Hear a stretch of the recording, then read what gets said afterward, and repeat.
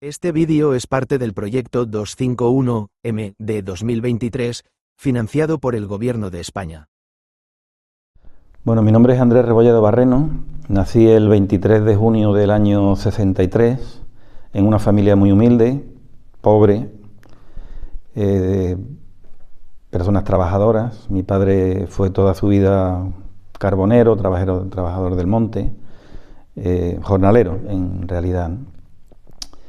Mi madre ama de casa, pero también trabajó fuera limpiando, encalando y haciendo todo lo que podía porque éramos familia numerosa. Yo soy el segundo de 5 hermanos, 4 varones y una mujer. Mi padre, con la crisis del carbón y demás, como tantísimos miles de andaluces, se tuvo que ir a emigrar. Emigró primero a Francia, después a Alemania, después en Suiza. Luego ya volvió ya pues prácticamente casualmente, el mismo año que murió Franco prácticamente fue cuando él volvió, siguió trabajando ahí en la construcción. Y bueno, nosotros la vivencia propia de familia fue siempre de necesidad, es decir, siempre veíamos que nuestros padres hacían verdaderos esfuerzos pues por tener una casa digna, por que no faltara un plato de comida en la mesa y darnos la educación mayor posible, ¿no? A nivel propio de ellos, ¿no? Pues por sus valores, por lo que habían vivido y todo lo demás, y luego pues a nivel de colegio pues igual. Claro, lógicamente las dificultades económicas también hicieron un poco de mella en ese sentido porque ninguno de los hermanos hicimos carrera universitaria, no fue posible. Solamente 2 de ellos, el mayor y el que Kiko, que es el que va detrás mía, pudieron llegar a hacer bachillerato, ¿no? Y como digo, siempre con muchas dificultades, pero con mucha dignidad y siempre sabiendo cuál era el norte, ¿no? Cuál era el rumbo y cuál era, digamos, lo que había que hacer, ¿no? En la vida, ¿no? Era, pues, resistir por un lado, trabajar mucho y apoyar mucho a la familia. Y siempre, pues, bien rodeado, con buenos consejos y sin conocer el pasado, porque en definitiva el pasado en este país estuvo mucho tiempo en silencio, mucho tiempo oculto, y era mejor no hablar de las cosas, ¿no? Era mejor mirar al horizonte, mirar al futuro y echar adelante, ¿no? Pero en definitiva todo lo que nos transmitieron nuestros padres yo creo que hizo mella, en el sentido de que había que luchar por algo. Y claro, da la casualidad que cuando muere Franco éramos muy jovencitos, pero ciertamente había algo de rebeldía, ¿no? En esa juventud, ¿no? Y claro, con ese escenario que se abre en aquel momento, claro, yo tenía 12 años cuando murió Franco, pero en definitiva, conforme ya la democracia se va consolidando y demás, que empiezan pues esas libertades y empieza todo ese movimiento, ya empiezas a ver cosas que no veías antes. Y en esas cosas que no veías antes ves gente joven que sí protesta,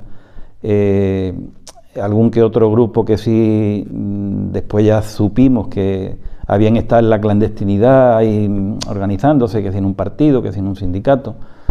Vas viendo que algo está cambiando y que hay cosas que percibías que no las veías antes, ¿no? Entonces todo eso de alguna manera lo vas canalizando, ¿no? Dentro de tu ser. Y claro, se dan las posibilidades de poder ya entrar un poquito, ¿no? Ya estoy hablando de con 17, 18 años, a conocer un poquito más, ¿no? De qué fue, por un lado, lo que ocurrió, no mucho, pero sí lo que ocurrió anteriormente, qué fue una dictadura y todo lo demás, y bueno, se te abre un campo, ¿no? Se te abre un campo que sin querer o sin saber vas entrando, ¿no? Y lógicamente las personas que también son más mayores, pues de alguna manera también saben engancharte, ¿no? En el buen sentido de la palabra, ¿no? Yo creo que hay un punto de inflexión en mi vida. Yo tenía 18 años con el intento de golpe de Estado de Tejero, por ejemplo. Ahí realmente me empecé a preguntar ciertas cosas, ¿no? Y también por lo poquito que mi madre me había contado, ¿no? Yo no sabía incluso ni que mi abuelo había sido fusilado, ¿no? Y el hermano de mi abuelo. mucho menos que por parte paterna también había sido fusilado otro hermano de mi abuelo paterno. Todas estas cosas me enteré yo bastante después por el silencio al que me estoy refiriendo, ¿no? Entonces, en ese punto de inflexión y después ya del fallido intento de golpe de Estado de Tejero, como que las cosas comienzan a cambiar un poco, ¿no? en España, y aparte, bueno, estamos hablando del sur de Andalucía, de las zonas más golpeadas y todo lo demás, más reprimidas, donde más paro había, donde más analfabetismo había, donde peor habían estado las cosas durante toda la dictadura. De alguna manera aquí fluyen, ¿no? Fluyen ciertos sectores, ciertos grupos, y te vas captando cosas, ¿no? Vas viendo cosas, todavía muy joven, pero vas captando cosas. A partir de ahí, de alguna manera enlazas, ¿no? Enganchas y vas a una reunión o incluso a alguna manifestación. En esas intermedias me voy al servicio militar, que también marcó un antes y un después en mi vida, porque mi sentir era de no hacer la mili. Yo no quería hacer la mili, porque yo tenía un argumento muy básico, muy primario, ¿no? De que por qué yo tenía que hacer una cosa en contra de mi voluntad. En mi casa me decían porque es que siempre había sido así y que no me metiera en problemas, es decir, porque me iban a dar por prófugo o por lo que fuera y iba a ser un problema. Hubo, de alguna manera, hombre, discusión en casa porque yo no quería hacerla. Claro, yo es que tampoco quería despegarme de mi seno familiar, de mi espacio, de mi libertad también, ¿no? Pero tampoco tenía yo unos argumentos de objeción de conciencia, por ejemplo, no había información, que eso es otra, ¿no? A lo mejor en el norte de España sí había mucha más información a ese respecto. Aquí yo no tenía argumentos, yo no sabía argumentar el por qué desde una conciencia yo no quería hacer la mili, ¿no? Yo sencillamente era porque yo en contra de mi voluntad tenía que hacer algo que yo no quería, mucho menos pues a un ejército, porque yo no quería saber nada del tema militar, ni el tema de armas, ni nada de ese tipo, ¿no? Aún así la hice porque, bueno, hubo una imposición, entre comillas, por parte de mi familia, pues por evitar problemas y por evitar una preocupación grande, sobre todo para mis padres, ¿no? Mi hermano mayor ya la había hecho, pero en definitiva, bueno, la mili yo la aproveché también, entre comillas, para que me sirviera de experiencia, pero de experiencia humana, ¿no? Y ahí vi muchas más injusticias, ahí vi realmente cómo una persona pierde su libertad. Te toman, es decir, no te respetan, mal comes, mal duermes, te maltratan de alguna manera, no eres una persona, eres un número. Todo eso hizo mella también en mi vida, ¿no? en mi interior.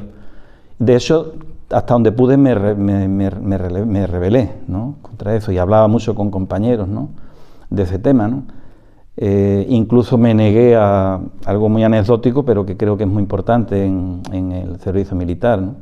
El hecho de que cuando ya eres veterano tienes que putear a los nuevos que llegan. Yo me rebelé absolutamente a eso y lo hablaba directamente con mis compañeros, decir, señores, tenemos que romper esa cuestión, porque esto es una injusticia, esto es injusto porque le seguimos el rollo y la corriente al sistema y a los militares. Como que ahí sí ya fui desarrollando una propia conciencia de la justicia, de la libertad y de cosas muy importantes en ese sentido, que ya sí también como que las enlazaba con lo que había vivido y había aprendido en mi casa, que mis padres sin querer me la habían. Viví todo ese periodo en Jimena. Yo hice la mili en Salamanca, una ciudad preciosa, y también pude disfrutar un poco de las partes buenas que tenía de ambiente estudiantil, juvenil y tal en Salamanca, pero bueno, es la parte buena, ¿no? Cuando volví, ya la cosa estaba aquí mucho más caldeada, y ahí surge el movimiento ecologista. Y el movimiento ecologista, que ya había surgido anteriormente, o digamos años antes, en Cádiz capital, de la mano de Alfonso del Castillo y de Purificación, a un grupo de gente en Cádiz que ya surgieron antes de que muriera Franco. Es decir, creo que fue el grupo ecologista más antiguo de toda España en ese sentido, ¿no? Porque también había muchas cosas por las que luchar en la provincia de Cádiz, a nivel de la bahía, a nivel de la sierra, el tema de todo el tema urbanístico, en fin, como que fueron pioneros en ese sentido. Y llegó aquí a la bahía, llegó aquí al campo de Gibraltar, de la mano de Jesús Gil, de Martín Caballero. Nosotros éramos un poquito más jóvenes y coincidimos en una ocasión, y claro, ahí todo lo que teníamos de sentimiento, pero sin poder desarrollar, solamente un sentimiento más local, más de medio ambiente, de ese romanticismo, entre comillas, ¿no? Por luchar por ese medio ambiente que queríamos, que amábamos, que estábamos rodeados de él, con este grupo que ya tenía cierta experiencia y sobre todo el referente con los compañeros y compañeras de Cádiz, pues ahí nos metimos. Y ahí sí nos metimos en un fregado gordo. Gordo en el sentido de que aquí había muchas cosas por las que luchar. El medio ambiente tenía, y de hecho tiene, muchísimos enemigos en toda esta zona a nivel de contaminación, sobre todo la parte esta de la bahía, con el cordón industrial que hay ahí. Había muchos problemas en ese sentido, el tema urbanístico, ya el boom del ladrillo en los años 80, eso era, vamos, se planteaban montones de urbanizaciones y de campos de golf y demás. Entre medio surge el tema del trasvase del río Guadiaro, que fue la madre de las batallas, como la denominaba mi hermano Kiko, recientemente fallecido, ¿no? Que fue en definitiva un poco el alma del movimiento ecologista aquí en Jimena en principio, en la comarca ya a posteriori, en ese periodo del que estoy hablando, y luego ya con la provincia, ¿no? Hasta el punto de que él, como tiene una visión muy amplia de lo que era la lucha por el medio ambiente, ¿no? La conservación del medio ambiente y los enemigos que había alrededor, los ríos eran su gran pasión. Para él eran como arterias, ¿no? Arterias vitales de la vida, de los ecosistemas, de la madre naturaleza, como él la llamaba. Entonces llegó a contactar con gente de la Fundación Nueva Cultura del Agua y se metió de lleno a nivel nacional en este tema de la protección de los ríos, algo tan importante, ¿no? Porque los ríos eran gravemente dañados y maltratados y tal, ¿no? Entonces, bueno, pues ahí nos metimos de lleno en esa gran lucha porque fue uno de los grandes trasvases dentro del Plan Hidrológico Nacional del río Guadiaro, que el río Guadiaro es uno de los ríos, después del Guadalquivir, Guadiana y alguno que otro más, por su caudal, por su longitud, por su importancia geográfica, etcétera, etcétera, de los ríos más importantes, ¿no? Que cruza parte de Málaga y parte de Cádiz, desemboca con dos afluentes, que es el Os Garganta y el río Genal, desemboca en el Mediterráneo, ¿no?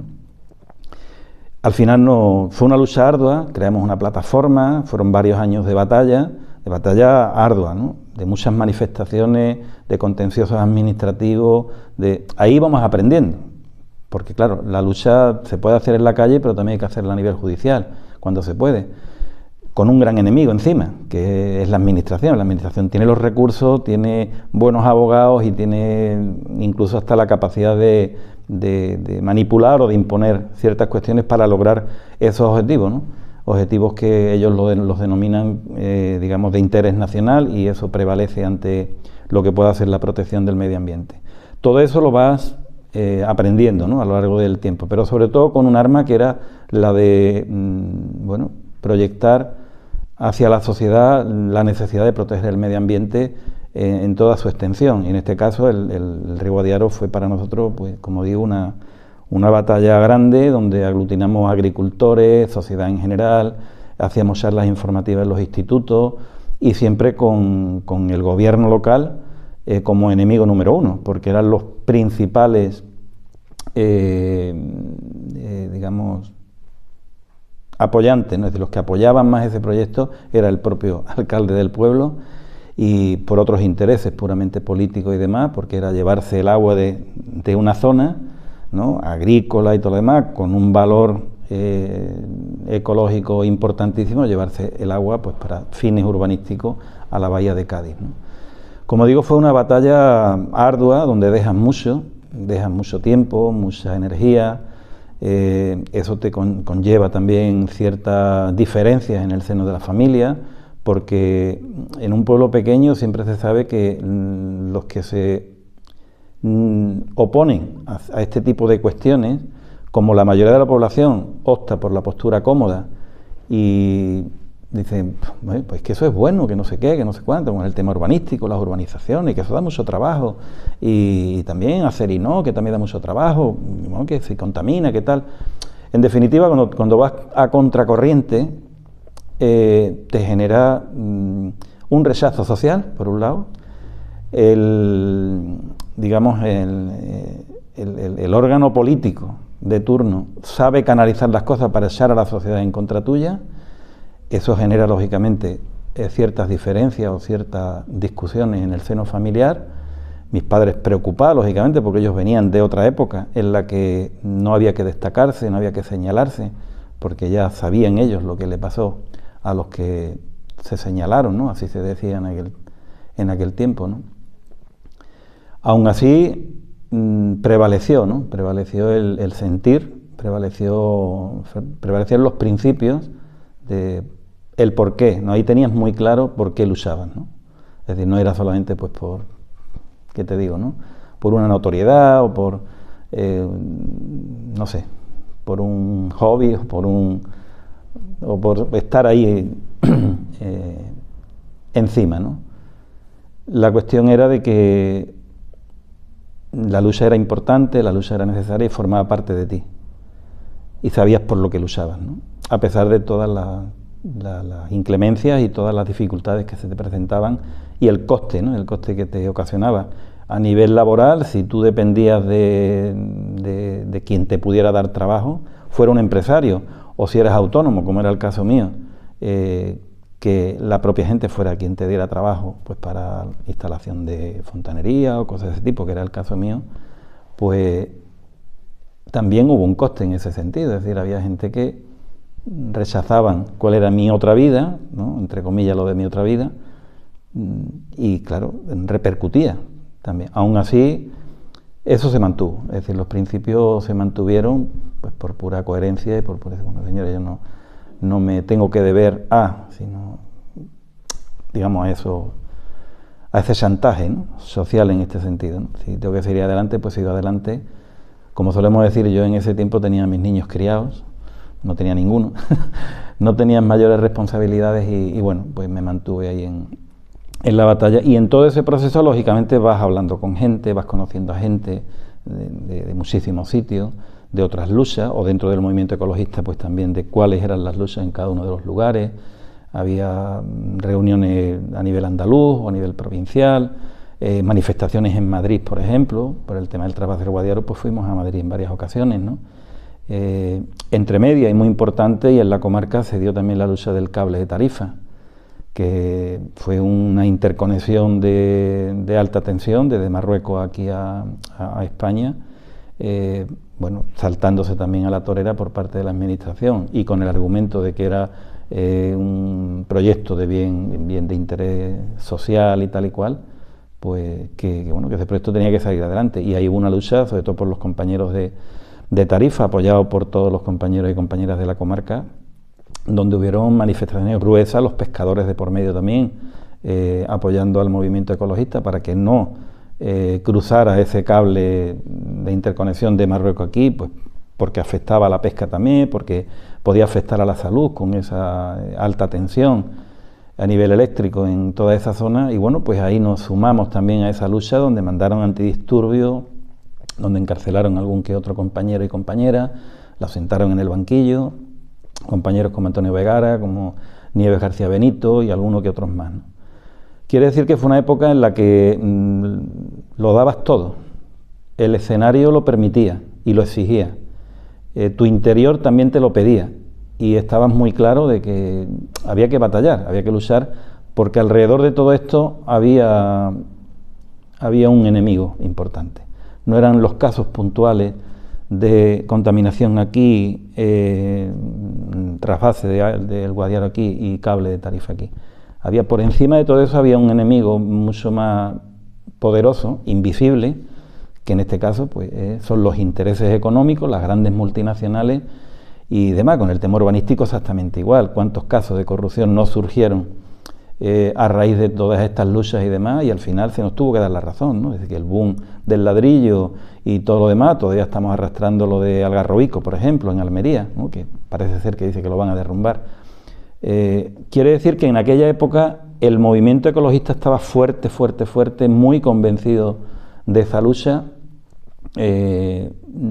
Había un clamor social por ello y, digamos, las condiciones se daban como para echar adelante, ¿no? en esa lucha, en esa batalla, ¿no? Además con juventud, con energía, con ilusión, como digo, el momento y el escenario también lo permitía, y eso te daba satisfacciones, ¿no?, a nivel personal, al margen del coste, ¿no?, coste social o coste familiar o económico incluso, porque además cada vez que te ibas a manifestar lo que sea, tú tienes que ir en tu coche, que es tu combustible, que en definitiva siempre también había un coste económico que bueno, pues lo cubrías con ganas y con ilusión y demás.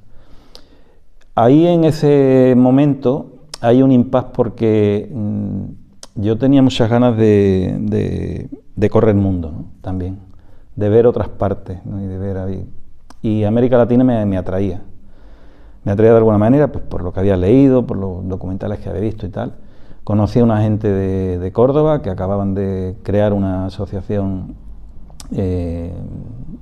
solidaria, ¿no?, con el pueblo saharaui, que de hecho aquí estuvimos varios años trayendo a los niños saharauis con las vacaciones por la paz.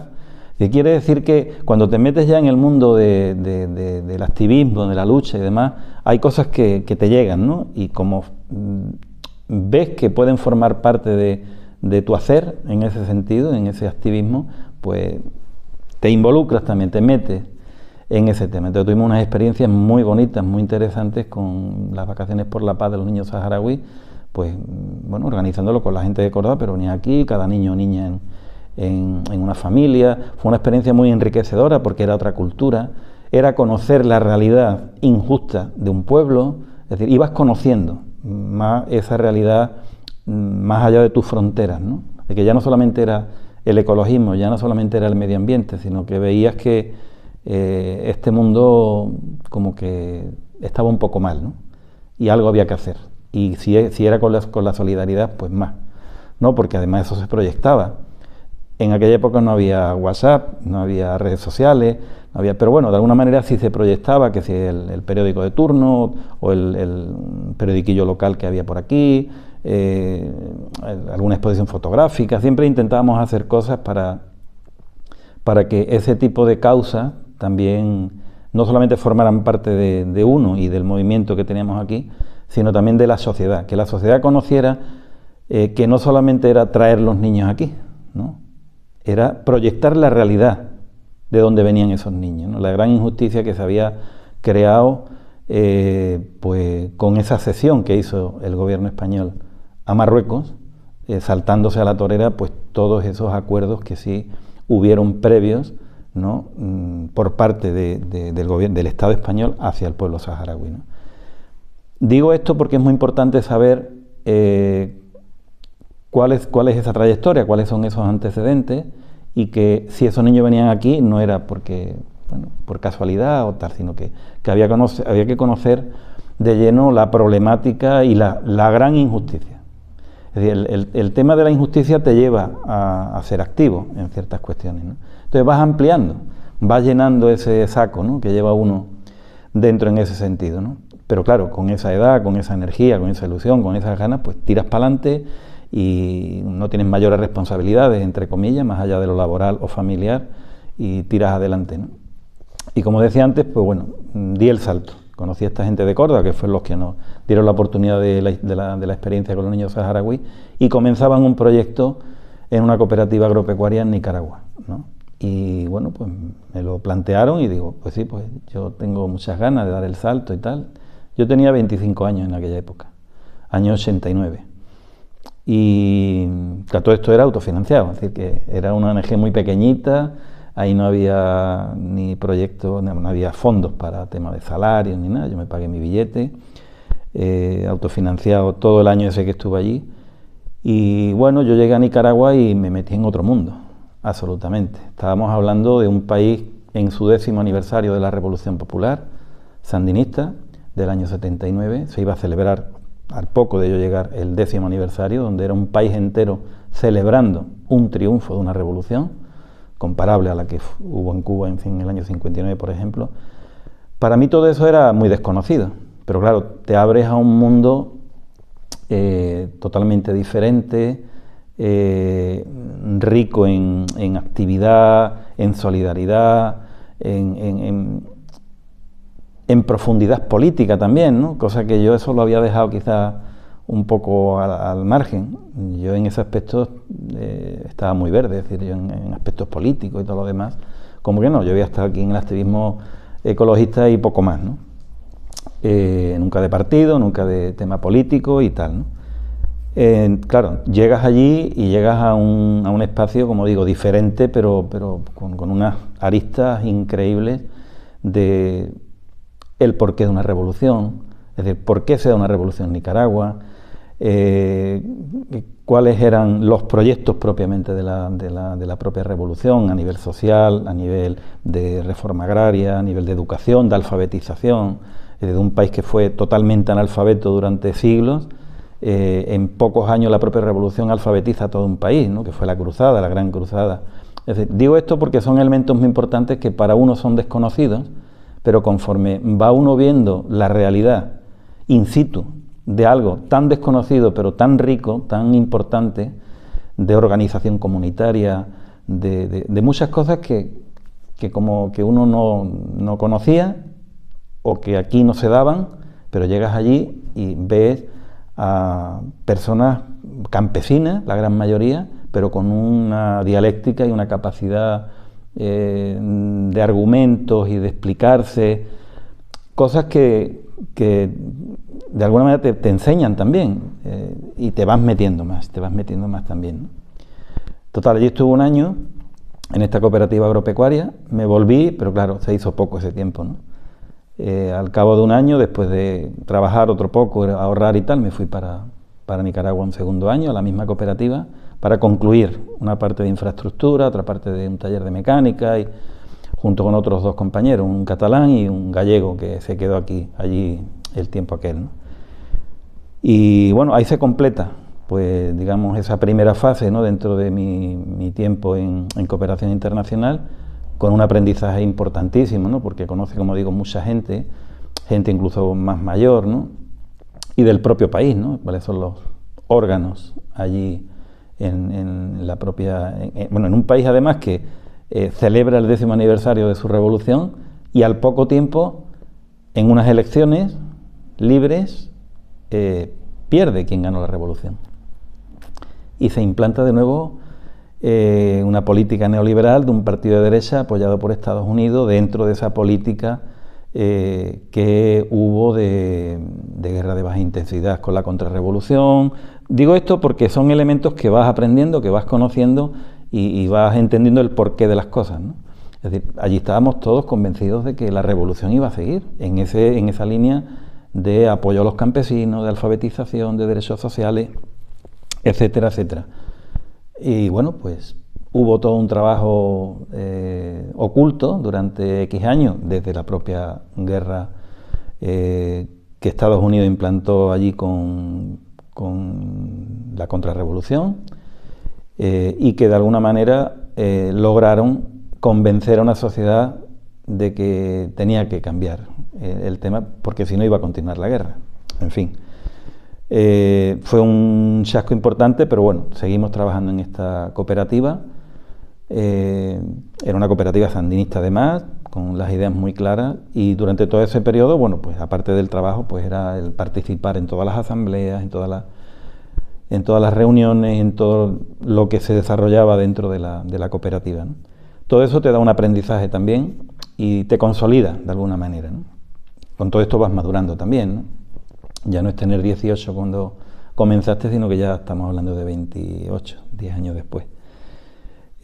Volví, terminó aquella primera fase, después de hacer un viaje por buena parte de Sudamérica, que era un poco lo que yo perseguía desde el principio, correr el mundo y conocer parte de Sudamérica. En ese último periodo de Nicaragua sí recorrí buena parte de Sudamérica, que fue una experiencia bastante interesante, también recorriendo comunidades campesinas, indígenas y tal, para conocer la realidad, ¿no?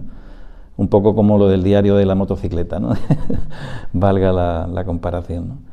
Y bueno, vuelvo y ya con ganas de establecerme un poco aquí. Yo cada vez que volvía, lógicamente, entraba de lleno en el movimiento ecologista aquí, de la mano de mi hermano Kiko, como expliqué antes, fue el alma aquí en la comarca de todas esas luchas, y con el resto de compañeros, tanto de aquí de Jimena como de la comarca, ¿no? De Algeciras, de Tarifa, de la Línea, etcétera, ¿no? Y Claro, durante todo ese tiempo seguí trabajando en esa línea de medio ambiente, de protección del medio ambiente. Ahí en aquella época sí es cuando se consolidó el boom del ladrillo. Ahí ya estábamos hablando de proyectos urbanísticos de alto rango de la mano de Roca, por ejemplo, que tenía proyectos urbanísticos, Roca, Juan Antonio Roca, el que cogieron en Marbella. Bueno, lo cogieron aquí en un cortejito aquí cercano, que era propio de él, La Morisca, ¿no? Aquí a 9 kilómetros de aquí. Había proyectos urbanísticos con la mayor parte de los grandes inversores a nivel de la Costa del Sol, como era Sandokan, como era el de los Hidalgo, Ballena Blanca, el propio Roca. Jimena se iba a convertir en un paraíso, y esa fue una, como decía Kiko también, de las madres de las batallas, ¿no? Porque ahí sí lidiábamos con todo ese poder político, ¿no? Ya no solamente local, sino a nivel autonómico, que apostaba por el ladrillo, y también con todo la administración central, que sí apoyaba todo esto. Y aparte con los grandes inversores, ahí había mucho dinero de por medio. Estábamos hablando nada más que en Jimena había 16 campos de golf y 25.000 chalés de lujo en todo un término municipal. Eso era una verdadera barbaridad, una atrocidad, y ahí de lleno nos metimos, claro, de la mano también de los compañeros de la comarca, los de la provincia, y también se daba lo mismo con los compañeros de Ronda, ¿no? También con los compañeros de la Sierra de Cádiz, en fin, el boom del ladrillo, y en la bahía. Quiere decir que era una cangrena lo que entró en aquella época en toda esta zona. Y ahí nos metimos, y eso nos desgastó bastante, porque había pocos avances, había mucho desgaste, muchas batallas, manifestaciones, reuniones informativas, contenciosos, pero veías poco fruto, porque el enemigo a batir era bastante poderoso, tanto a nivel de administración como a nivel de inversión. Hasta que cogieron a Roca, y eso fue un punto de inflexión importante y de alguna manera cierta victoria. ¿Por qué? Porque cuando cogieron a Roca se desmantelaron aquí esos 4 planes de inversiones urbanísticas de los que estoy hablando. Estamos hablando de Ballena Blanca, de los Hidalgo, de Sandokan, el de Córdoba, muy famoso también, y el propio Roca. Digamos que ahí fuimos nosotros los que de alguna manera levantamos esa polvareda, y levantamos de que realmente lo del boom del ladrillo estaba corrompiendo los ayuntamientos, estaba destruyendo todo un tejido social, y estaba arruinando a algunos ayuntamientos, y que muchísimos alcaldes estaban involucrados en este tipo de cuestiones. Hasta el punto que aquí, casualmente, 2 días antes de que cogieran a Roca, hubo una reunión urgente por parte del alcalde del momento, donde reunió a todas las asociaciones, pero principalmente a Agadén, que era el colectivo ecologista nuestro de aquí de la comarca, para entregarnos todos los planes urbanísticos que tenían sobre la mesa y que los habían desestimado. Entonces, a nosotros aquello nos sorprendió bastante, porque se habían defendido durante tanto tiempo todos esos planes urbanísticos. ¿Cómo es que hay una reunión urgente donde nos reúnen a nosotros antes que la reunión general con todas las asociaciones para darnos copia de todos esos planes urbanísticos, y que habían desestimado absolutamente todo? No cuadraba. Nos alegramos por un lado, pues bueno, Jimena ha desestimado todos los planes urbanísticos que lleva todos estos años defendiéndolos, apoyándolos y queriendo que se hagan, ¿no? A los 2 días cogieron a Roca. Quiere decir que había habido una filtración desde arriba para desestimar esos proyectos, que no les salpicara, en este caso al alcalde de turno, ¿no? Y cuando cogieron a Roca, bueno, estamos limpios, ¿no? Fue un poco la conclusión final. Digo todo esto para que se vea que al final, después de varios años de batalla y de luchas y tal, a veces los resultados son satisfactorios, es decir, que hay cierto fruto, ¿no? Volvemos a lo mismo, el coste es importante, porque le tienes que dedicar mucho tiempo, energías y demás, pero bueno, ahí estamos, ¿no? En esa batalla permanente para defender lo que entendíamos nosotros que que había que defender, ¿no? Que era el medio ambiente, los ecosistemas, los ríos, los entornos, ¿no? Entornos naturales, ¿no? Cuando los planes urbanísticos requerían de una modificación absoluta de los territorios, una modificación de los ecosistemas, de la belleza natural de esos entornos y sobre todo de la esquilmación de los recursos, porque si tú pones aquí 25.000 chalés, campos de golf, jardines, etcétera, etcétera, ¿de dónde viene ese agua? Que era otra de las cosas, otra de las batallas, el tema del agua. Es decir, que si están hablando de trasvase es porque hay grandes urbanizaciones, porque hay grandes campos de golf. Aquí estamos con el campo de golf de Valderrama, de aquí de Sotogrande, que utilizaba agua potable del pantano este de Guadranque para regar los campos de golf, por ejemplo, cuando había escasez de agua. Y sin embargo seguían creciendo las urbanizaciones. Había una desregulación, es decir, no estaba regulado ese tema. Es decir, porque si, por otro lado, la agricultura intensiva también está consumiendo grandes cantidades de agua y tampoco hay regulación, como está pasando ahora con los aguacates, pues con el tema de las urbanizaciones y los campos de golf pasaba exactamente lo mismo. Todo esto lo ibas aprendiendo sobre la marcha, ¿no? Y esos argumentos de alguna manera calaban en la sociedad, pero no, en la administración no calaba porque el beneficio era lo que prevalecía, ¿no? Como ha ocurrido casi siempre, y ahora en los tiempos que están corriendo, imagínate, ¿no? Entonces, había ciertos logros, había ciertas victorias, pero digamos que el problema persistía, es decir, que siempre volvía otra vez lo mismo, si no por un lado o por otro, y eso conllevaba de que tenías que seguir en la brecha, ¿no? En fin, me salió la oportunidad de dar otra vez el salto, y a los 2 años y medio me fui para Guatemala, ya en un proyecto concreto, ya con una organización médica a nivel de infraestructura. Era un proyecto de emergencia porque era atención a los refugiados que volvían de México, ¿no? Después de 15 años en el refugio por problemas de guerra y tal. Y bueno, fui para 6 meses para el tema de infraestructura, para montar las clínicas y todas las cuestiones estas, y al final me quedé 5 años. Ahí hice familia, mi compañera es de allí, es guatemalteca, es de origen maya además, maya parlante. Y bueno, esa fue una experiencia ya más personal, digámoslo así, pero siempre dentro de ese ámbito, ¿no? de compromiso y de lucha, ¿no? Porque en todos estos escenarios siempre hay una injusticia de por medio, ¿no? Que vas conociendo, es decir, vas ampliando tus conocimientos de cuál es la magnitud de la injusticia en el mundo. Y claro, ya ahí ya te metes de lleno, ¿no? Te metes de lleno con comisiones permanentes propiamente de los refugiados, contactas con la gente del ACNUR, del Alto Comisionado de Naciones Unidas, contactas con la propia misión de Naciones Unidas para los refugiados, con otras organizaciones como Médicos Sin Fronteras, Solidaridad Internacional, toda la gente que estaba allí trabajando de lleno.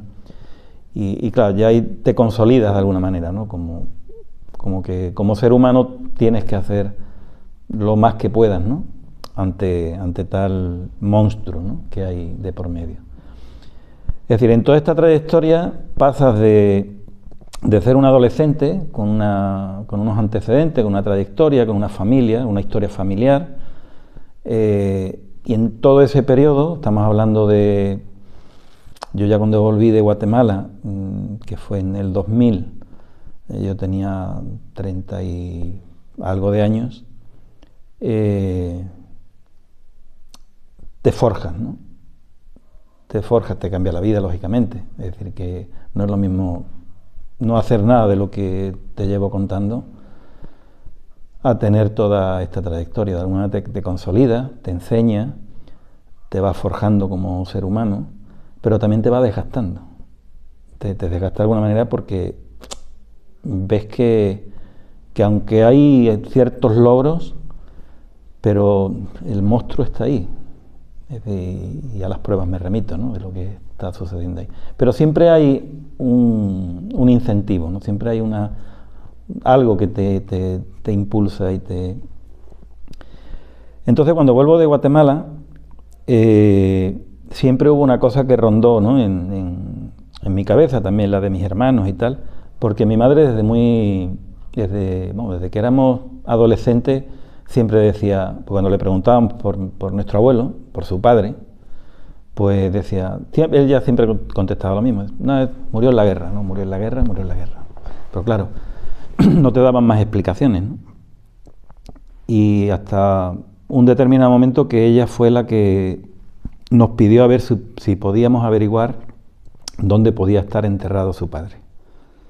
Ya nos contó un poquito más, de lo poco que sabía, porque tampoco había habido mucha información, como pasó en toda España. Y el silencio se impuso. La dictadura impuso un silencio, impuso un temor, con esa represión y demás, que las propias viudas no podían incluso ni reclamar. El caso de mi abuela, ¿no?, donde estaba su marido y tal, ¿no?, durante toda una dictadura. Entonces, claro, mi madre siempre tuvo ese anhelo, era la más pequeña de los 4 hermanos que eran cuando fusilaron a su padre y al hermano de su padre, y siendo la más pequeña y no teniendo recuerdo de su padre, es la que más necesidad interior tuvo de saber dónde estaban los huesos de su padre, como ella decía siempre, ¿no?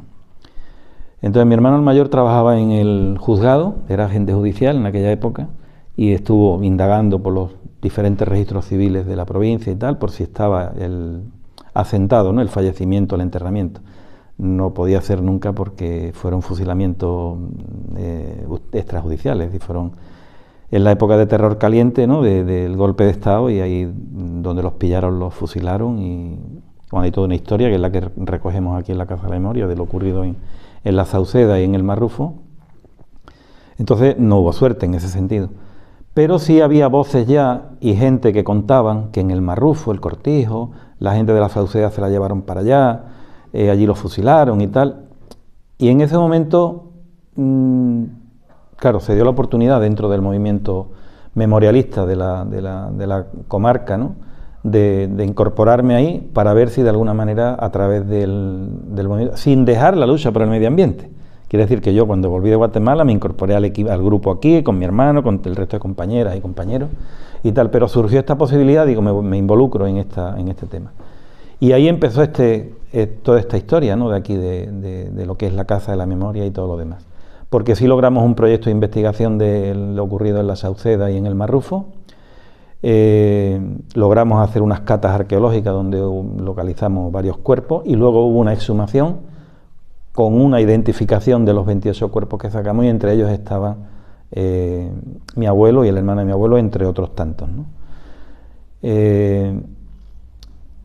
Los últimos 15 años he estado de lleno en el movimiento memorialista, de lleno, ya no solamente por el aspecto propio, familiar, ¿no?, de mi abuelo y más, sino porque en definitiva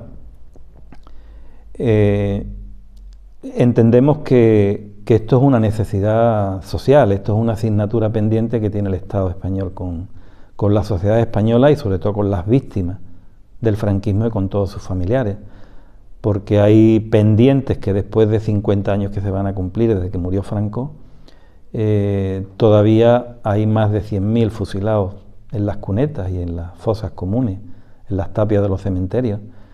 Estamos hablando de desaparecidos. Un Estado no se puede permitir tener tantos miles de desaparecidos en un país, ¿no? Estamos hablando de multitud de calles franquistas todavía que hay regadas por todo el territorio nacional. Estamos hablando de miles de condenas que todavía están vigentes, no las han anulado. Estamos hablando de archivos cerrados a cal y canto, o multitud de documentación de archivos que se quemaron ya a inicios de la democracia. Estamos hablando de una injusticia muy grande, de una impunidad absoluta por parte del Estado español desde que se inicia esta llamada democracia que tenemos ahora hasta nuestros días. Y las diferentes leyes de memoria que han llegado tarde, escasas e incumplidas no le han dado respuesta a la sociedad española, mucho menos a las víctimas, ¿no? Y cuando digo sociedad española, lo digo porque cuando finaliza la guerra civil, o mal llamada guerra civil, porque esto fue una guerra contra el pueblo, y tras el golpe de Estado, lógicamente, durante toda la dictadura la mayoría de la sociedad española quedó como víctima del franquismo, quedó sumida en opresión, represión, analfabetismo, explotación en los campos, falta de derechos. La mujer sobre todo perdió, la que más perdió a nivel de derechos y demás, con todo lo que se libró durante la Segunda República. Quiere decir que cuando termina esa guerra civil, los que vivieron bien en este país fue una minoría, fueron unos privilegiados, y la gran sociedad española fue la que quedó sumida en esa injusticia, en esa desigualdad y todo lo demás. Y a día de hoy no se ha hecho justicia, no se ha contado la verdad y no se ha reparado a las víctimas, ¿no? Y tenemos todavía las decenas de miles en fosas comunes y demás. Cuento todo esto para que se entienda de alguna manera cuál es la magnitud, ¿no?, de lo ocurrido en este país, que parece que no ha ocurrido nada. Aquí hubo una ley de amnistía, ley de borrón y cuenta nueva, el discurso de, bueno, todos fueron malos, todos cometieron errores y tal y cual. Un poco se impuso el discurso de los vencedores hasta nuestros días, y eso cala en una sociedad, porque lo que se genera es un trauma colectivo que parece que no existe, que es invisible, pero sí existe.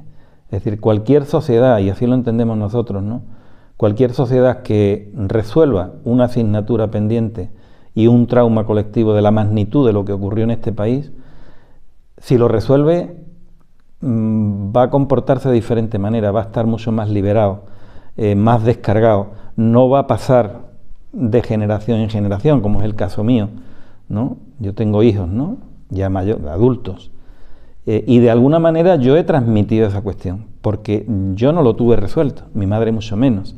Todo eso se va transmitiendo. En definitiva, todo eso forma parte también de esos conocimientos que tú vas adquiriendo a lo largo de toda esta trayectoria, que vas enlazando unos con otros, y te das cuenta que la injusticia de alguna manera es el motor de tu activismo, ¿no? Porque aparte, si te toca en primera persona, con más razón todavía. Aunque ahora no estoy tan activo en el medio ambiente, porque hay que decirlo también, el movimiento ecologista está en horas muy bajas en relación a aquellas horas, que estoy hablando de los años 80 y 90, fundamentalmente, a nivel internacional.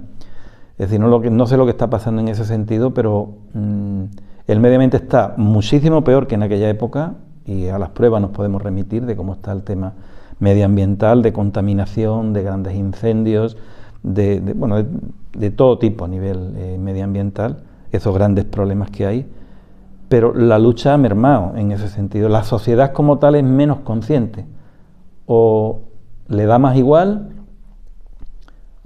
o va a tirar la toalla. Es decir, algo está ocurriendo en ese sentido.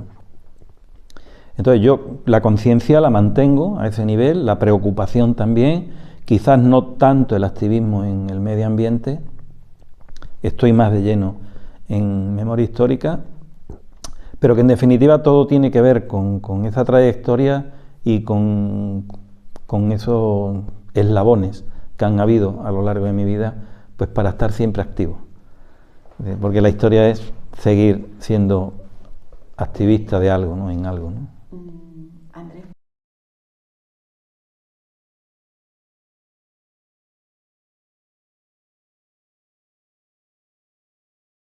Hemos dicho que aquí han sucedido una serie de casualidades, ¿no? Pero yo a veces creo también de que las cosas no son por casualidad también. Todo tiene quizás un origen, ¿no? Tiene una explicación, ¿no? Hay que tener en cuenta que Jimena siempre ha sido un pueblo muy particular, muy especial, hasta donde yo lo conozco, ¿no?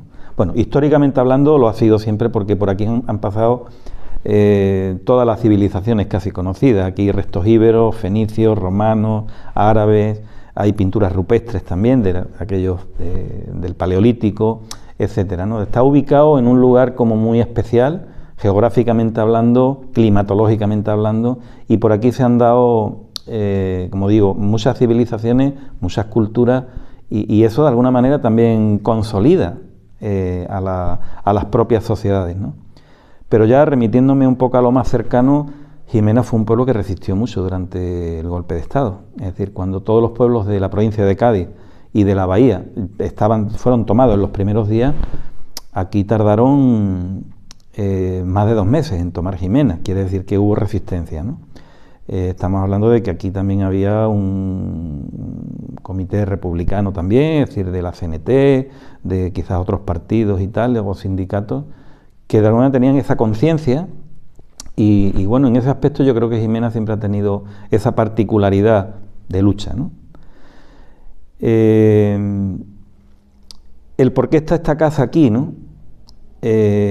No sé si tendrá que ver con lo que he explicado antes, pero sí que surge de una conciencia, surge de unas jornadas de memoria histórica que aquí se realizaron de manera muy puntual, pero muy concretas y muy directas, ¿no?, para recuperar la memoria de lo que ocurrió en este pueblo, que ya había habido algunos antecedentes previos por parte del ayuntamiento en años anteriores, pero todo se quedó en muy poco, ¿no?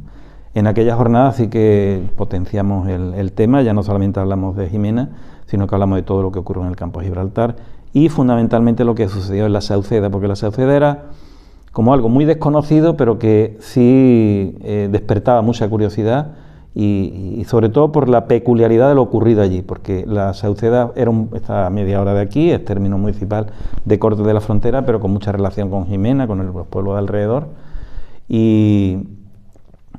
y de alguna manera había esa necesidad de saber qué había pasado allí, ¿no? Porque aquello fue un poblado, un diseminado poblacional, pedanía de Cortes, pero que lo bombardearon, se destruyó.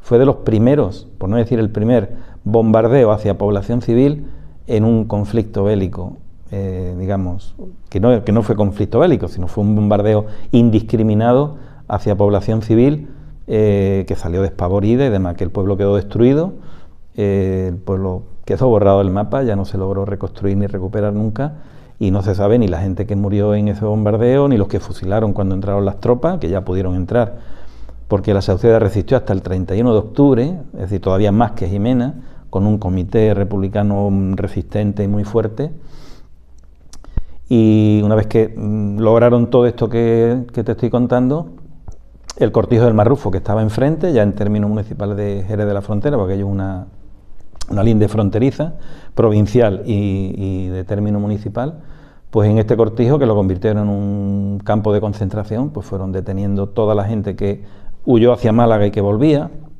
o que estuvo refugiada en el monte, o en otros pueblos de alrededor, los que iban volviendo, pues intentando recuperar algo de lo que hubiera quedado allí en la Sauceda, pues fueron detenidos, interrogados, torturados y fusilados. No se sabe la cantidad de gente que fusilaron allí en el Marrufo, entre ellos y supuestamente mi abuelo, en aquel momento digo, mi abuelo y la hermana de mi abuelo y otros tantos más, ¿no? Entonces, bueno, se hizo todo este trabajo en esa jornada de divulgación y tal, y ahí ya sí me incorporé al movimiento memorialista de aquí de la comarca, y uno de los proyectos primeros que se presentaron fue la investigación de lo que ocurrió en la Sauceda, porque había muchas investigaciones dispersas, ¿no?, por diferentes historiadores de la provincia y también de alguna otra parte de Andalucía, donde aglutinamos toda esa investigación durante todo un año, investigando, e hicimos las prospecciones y catas arqueológicas ya con un proyecto del Ministerio, dentro de la Ley de Memoria de Zapatero, 2007, esto estamos hablando de 2010, cuando hicimos el proyecto, y dio resultado positivo, localizamos 4 cuerpos, y claro, eso fue un paso importantísimo, ¿no?, porque era muy difícil en un descampado, en mitad del monte, y solamente con unos testimonios orales, dar con el sitio y localizar ya cuerpos de fusilados fuera de un pueblo. Es decir, normalmente los fusilamientos eran en los cementerios. En este caso estamos hablando de mitad del monte, al lado de un cortijo y tal. Cortijo además de un señorito jerezano. El dueño actual es Jaime González Gordón, el dueño de las bodegas González Vía, y no exento de trabas para poder entrar en el cortijo para hacer estas catas.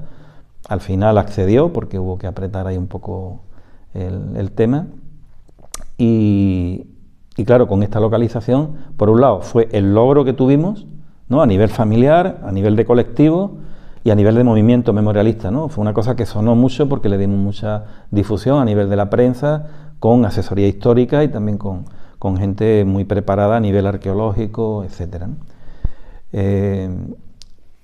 A partir de ahí, el reto era, lógicamente, la exhumación, y una exhumación muy complicada, que podía ser muy costosa.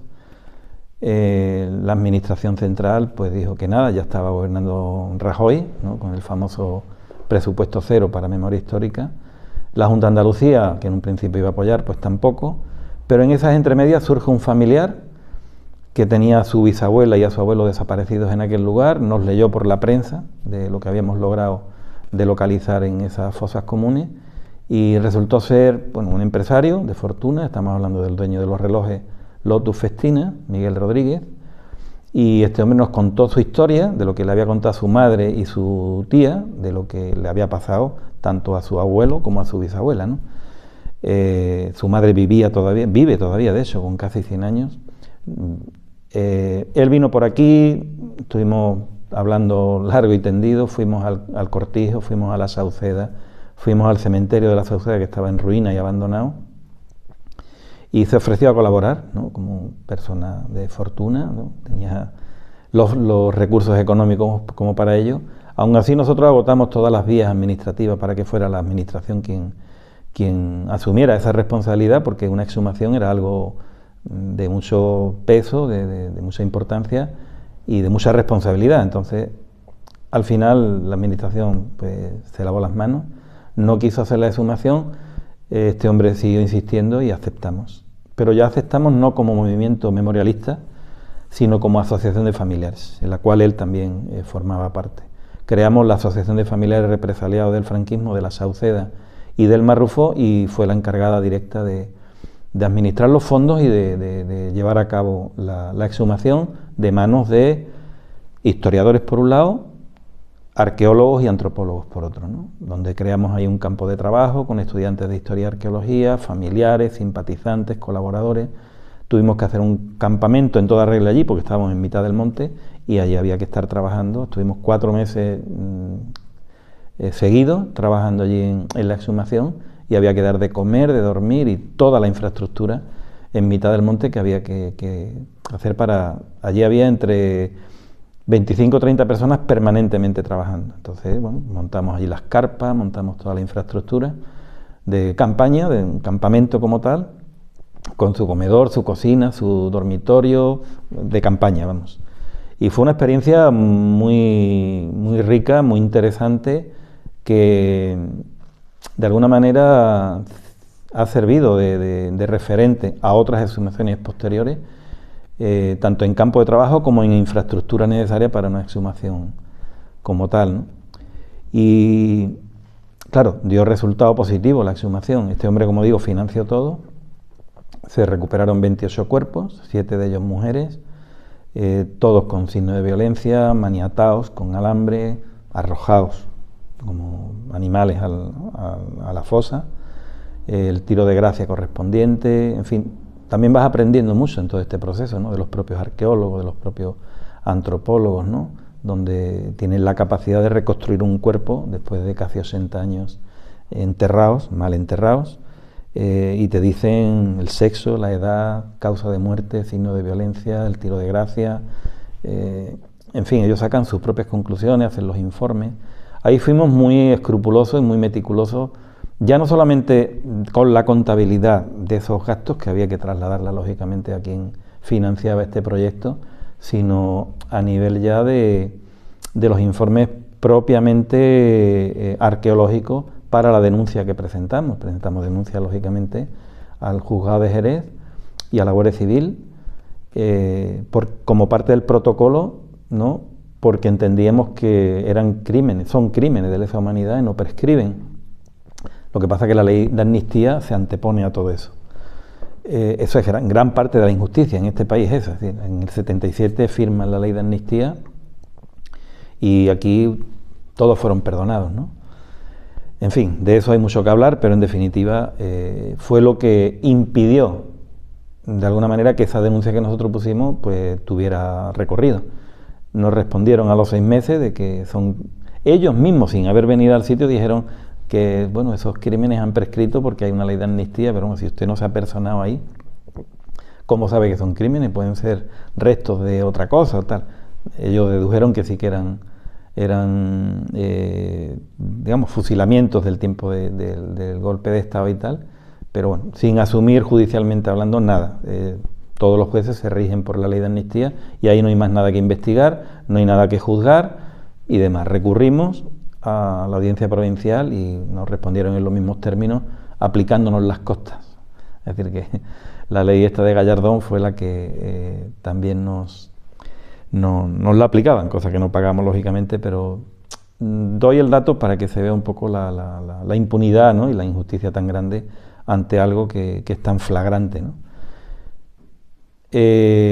Por si fuera poco, bueno, paralelamente a todo esto había que hacer las pruebas de ADN, había que localizar al mayor número de familiares de un pueblo que había sido desaparecido. Ahí la población salió dispersa, no se sabía dónde estaban todos los familiares de aquel poblado. Sí localizamos a todos los más que pudimos, desde Barcelona como este hombre, otra familia en Valencia, en San Fernando, en Ubrique, en Algeciras, en Jimena, en otros tantos lugares, ¿no? Pues la muestra de saliva la aportaron todos estos familiares vivos, las muestras de los 28 cuerpos que exhumamos de allí y le sacamos los propios antropólogos, las muestras del fémur y de las piezas molares, se mandaron al laboratorio, a Sevilla. Este hombre financió las pruebas de ADN también. De los 28 cuerpos, 13 fueron identificados, entre ellos mi abuelo y el hermano de mi abuelo, y la bisabuela y el abuelo de este hombre, de Miguel Rodríguez.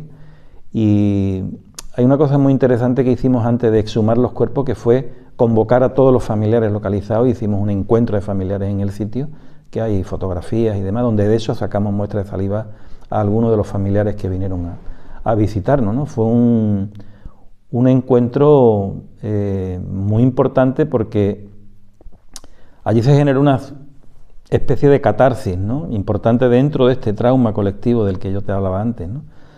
Porque si no se hubiera hecho todo lo que hicimos, es como si no hubiera ocurrido. Pero la pena y el trauma queda en esas personas que sí saben que no tuvieron ese padre o a esa madre, ¿no? Porque allí hubieron mujeres y hombres fusilados, ¿no? Entonces fue una experiencia muy interesante, muy enriquecedora, pero sobre todo, aparte de humana, de catarsis colectivo, que toda esa parte que te enriquece te ayuda, ¿no? A sobrellevar esa parte, ¿no? Y te ayuda a seguir adelante, ¿no? en la lucha, ¿no? Entonces, el problema que se nos presentaba es que los 28 cuerpos, ¿dónde los íbamos a meter? Sin identificarse, porque la identificación venía tarde, ¿no? Podía tardar un año o más de un año, ¿no? ¿Qué hicimos? El cementerio de la Sauceda, que estaba abandonado y en ruina, justo debajo del poblado, destruido, pues dijimos, mira, qué mejor lugar de memoria, qué mejor sitio para depositar los 28 cuerpos. O los cuerpos, no sabemos todavía cuántos, no habíamos exhumado todavía, estábamos de lleno en la exhumación. Bueno, pues restauramos, que también lo financió este hombre, el cementerio de la Sauceda, en un lugar, en un paraje bellísimo, en mitad del Parque Natural de los Alcornocales, como digo, debajo del poblado. Se construyó un panteón, se reconstruyó con todo el mimo del mundo ese cementerio, con sus tejas, su empedrado, el panteón que se construyó, el Panteón de la Dignidad, que lo denominamos, y ahí se depositaron los 28 cuerpos una vez que ya fueron exhumados, pero sin identificar, pero ya estaban en un lugar digno, porque la otra opción era meterlos en un almacén, mientras que llegaran resultados, y los resultados no iban a ser todos positivos. Al final iba a quedar una cosa como muy artificial y muy inhumana, ¿no? Entonces fue un acierto lo del cementerio de la Sauceda. Hoy día ahí están descansando dignamente con sus nombres y apellidos los que están identificados, y los que no, pone persona no identificada. Insisto, persona, ¿no? Es decir, que es muy importante eso, ¿no? Sobre todo para toda la gente que llega de visita, porque la Sauceda es muy visitado, pero la gente, además de visitar el poblado, ¿no? Las ruinas o las cabañas que han restaurado para turismo rural, también visitan el cementerio, y como lugar de memoria, pues un espacio importante, ¿no? De divulgación, para que la sociedad sepa qué fue lo que ocurrió y qué hicimos los familiares y por qué está allí ese cementerio, ese lugar de memoria, para las generaciones futuras y para la sociedad en general, ¿no? Por si fuera poco, le propusimos a este hombre que, claro, porque en ese momento la cabeza no paraba de dar vueltas, ¿no? Y uno quería, digamos, que esto prevaleciera, todo lo que se estaba haciendo allí prevaleciera y que esa memoria se mantuviera, ¿no?, lo mejor posible, ¿no?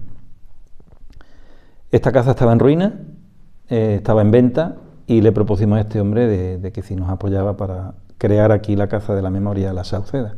Y él no lo dudó dos veces y apoyó en la compra, apoyó en la restauración, apoyó en buena parte del equipamiento y se inauguró hace 8 años.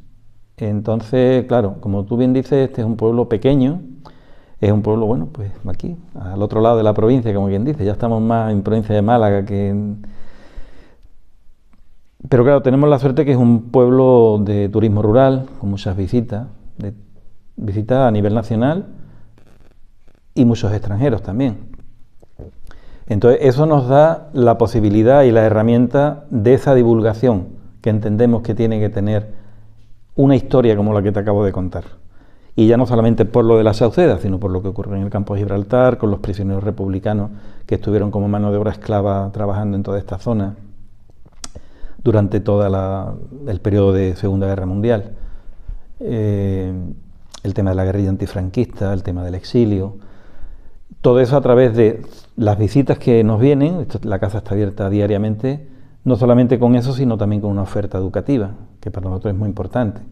La oferta educativa lo que hace es, bueno, nos lanzamos esa oferta a los centros educativos de la provincia y de manera concertada pues vienen aquí los estudiantes, también vienen de Gibraltar, ¿no?, como parte de la comarca, pero también por ese interés que los propios centros educativos de Gibraltar muestran hacia la historia que ocurrió aquí, porque estuvieron muy cerca y tuvieron que ver, es decir, en lo que fue el golpe de Estado, en lo que fueron los refugiados que se salvaron a través de Gibraltar y la relación humana que había entre campos gibraltareños y llanitos en este caso, pues que se rompió de alguna manera con el cierre de la verja y todo lo demás. Siempre han mostrado mucho interés por todo lo que ocurrió durante todo ese periodo. Entonces los institutos de Gibraltar vienen aquí también, como digo, de toda la provincia, de aquí de la comarca, y sobre todo para transmitir a las nuevas generaciones la importancia de la memoria histórica,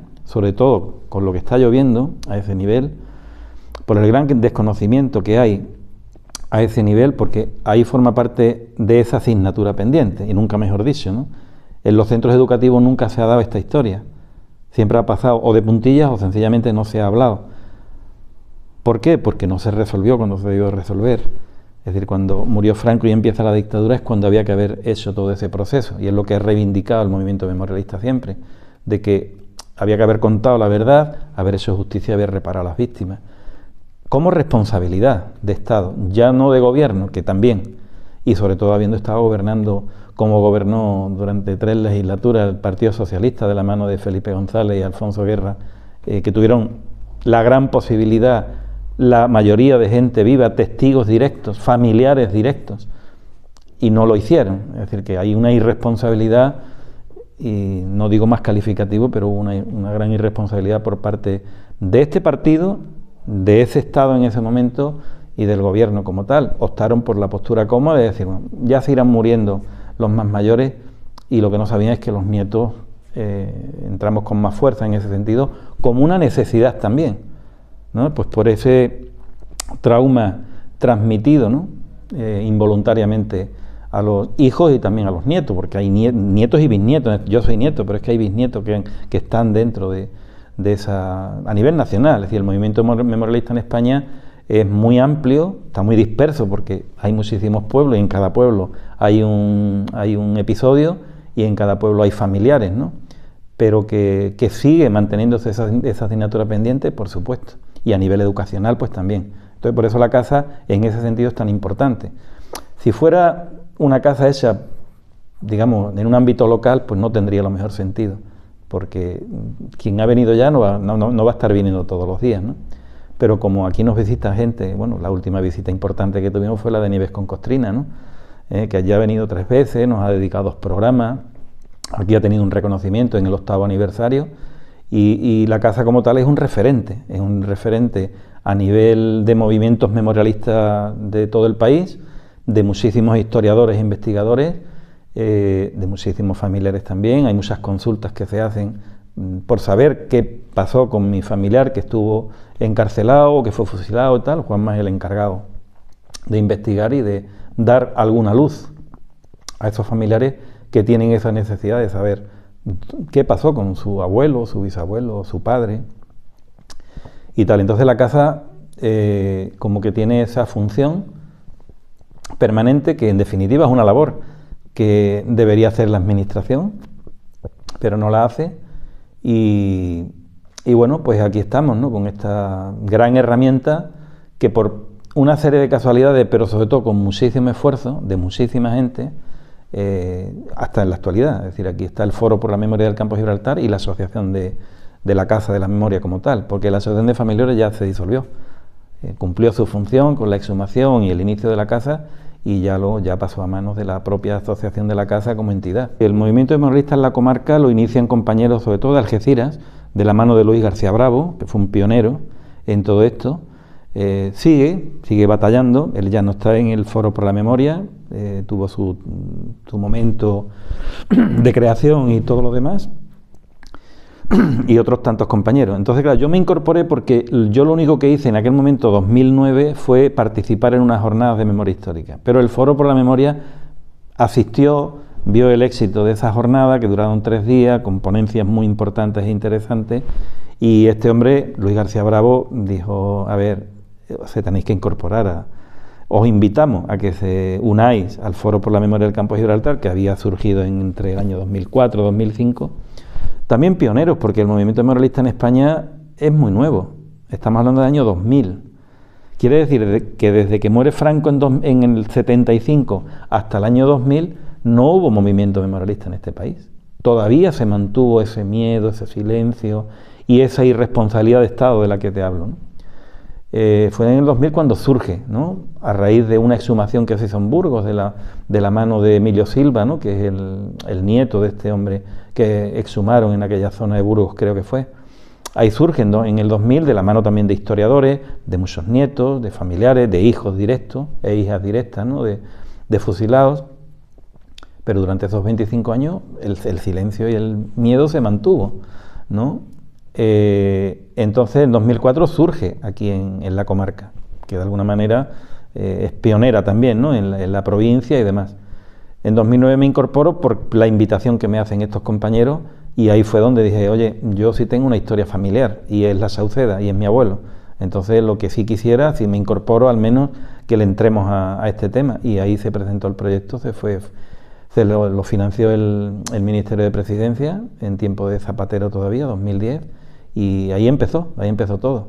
Y como ocurre en la trayectoria anterior que te he contado, una vez que te involucras, una vez que te introduces, te metes, no es que sea difícil salir, sino que forma parte de tu vida, es decir, lo haces como parte de tu vida, como parte de tu desarrollo personal, sin más pretensiones ni de popularidad ni de notoriedad, ¿no? Sencillamente es otra causa. Y en mi caso concreto, las causas han ido enlazándose una tras otra, ¿no?, una tras otra. Ha habido momentos de debilidad, lógicamente, porque como ser humano pues uno tiene sus momentos. Pero bueno, entre medias, como te explicaba antes, yo me fui soltera a Guatemala, pero me vine con 3 niños.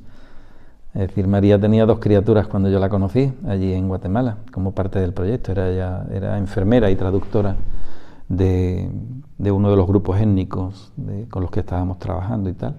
Y bueno, las cosas surgen y he logrado, no exento de dificultades, y sobre todo con el gran apoyo de María, de mi compañera, y ahora explicaré por qué, de haber logrado compaginar una vida familiar, es decir, crianza de 3 criaturas junto a María, junto con toda esta lucha, que no ha sido poca, y tienes que trabajar para ganarte el pan, tienes que criar y educar a los hijos que tienes, y tienes que sacar energías y fuerzas para seguir adelante en la causa, porque la otra opción era decir, mira, pues hasta aquí he llegado, me desentiendo, me olvido porque me voy a centrar en... Pero mi cuerpo no me lo permitía o no me lo pedía, ¿no? Y ahí continué. Y claro, María me apoyó muchísimo porque estamos hablando de que en los años 80 se dieron las mayores masacres en Guatemala, en toda Centroamérica. Estamos hablando de miles y miles de masacrados en aldeas y tal. Ella le tocó también correr de los militares cuando era una niña, con familiares desaparecidos allí también.